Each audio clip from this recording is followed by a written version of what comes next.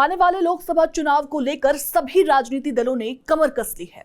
अगले लोकसभा चुनाव के लिए समाजवादी पार्टी इस बार एक नया प्रयोग करने की तैयारी में है। इस प्रयोग के बहाने अखिलेश यादव बीजेपी के एक मजबूत वोट बैंक में सेंध लगाना चाहते हैं। अगर ये फॉर्मूला चल गया तो फिर इसका फायदा समाजवादी पार्टी को होगा, जबकि नुकसान बीजेपी को हो सकता है।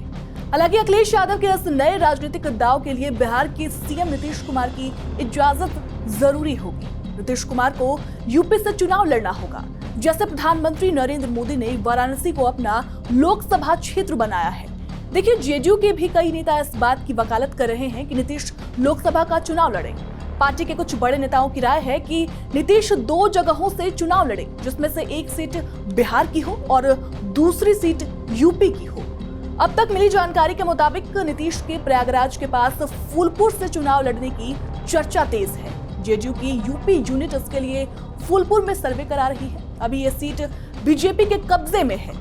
एक जमाने में देश के पहले पीएम पंडित जवाहरलाल नेहरू यहां से सांसद चुने जाते थे। फूलपुर के लोगों ने पंडित जवाहरलाल नेहरू को 3 बार यहां से सांसद बनाया है।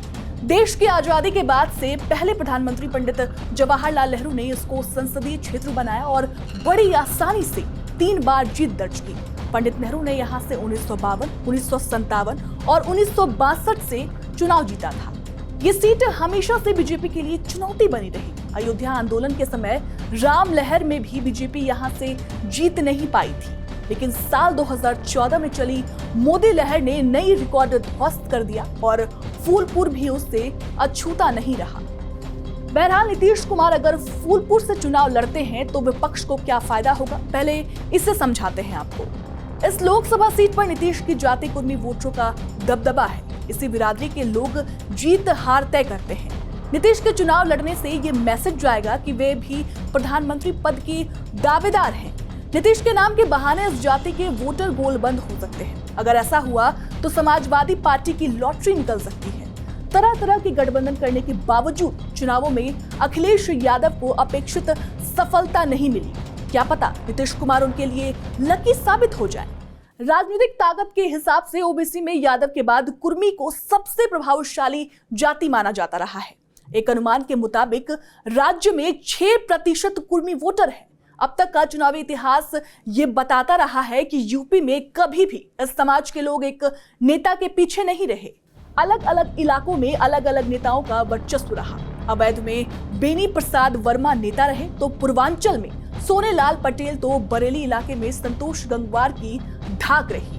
बेनी बाबू अब नहीं रहे। उनकी कमी पूरी करने के लिए अखिलेश यादव ने सोनेलाल पटेल की बेटी पल्लवी पटेल से गठबंधन कर लिया है, पर इससे समाजवादी पार्टी को कोई खासा फायदा नहीं हुआ। सोनेलाल पटेल की बड़ी बेटी अनुप्रिया पटेल की पार्टी अपना दल से बीजेपी का गठबंधन है। अपना दल के 2 सांसद और 13 विधायक हैं। समाजवादी पार्टी पिछले कुछ सालों में एमवाई वोट बैंक का विस्तार नहीं कर पाई है। एमवाई का मतलब मुस्लिम और यादव वोट बैंक समीकरण। गैर यादव पिछड़ों के समर्थन के बिना समाजवादी पार्टी अगले चुनाव में कोई कमाल कर ले, इस बात की गुंजाइश बहुत कम है। ऐसे में नीतीश कुमार उनके लिए संकट मोचक बन सकते हैं। पटेल, गंगवार, सचान, कटियार, निरंजन चौधरी और वर्मा यूपी में कुर्मी जाति के लोगों के सरनेम होते हैं। यूपी में लोकसभा की 80 सीटें हैं। इनमें 8 सांसद कुर्मी बिरादरी के हैं। बीजेपी के 6 हैं, बीएसपी के 1 और अपना दल के 1 सांसद इसी समाज के हैं।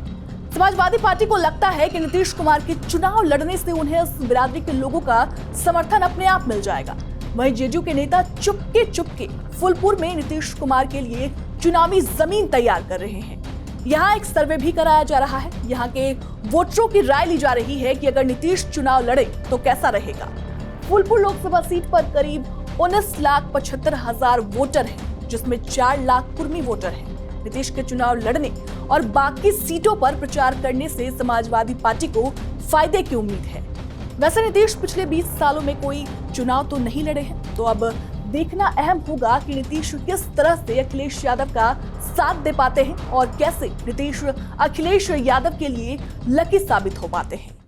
फिलहाल इस वीडियो में इतना ही। बिहार झारखंड से जुड़ी तमाम खबरों के लिए देखते रहें TV9 बिहार झारखंड।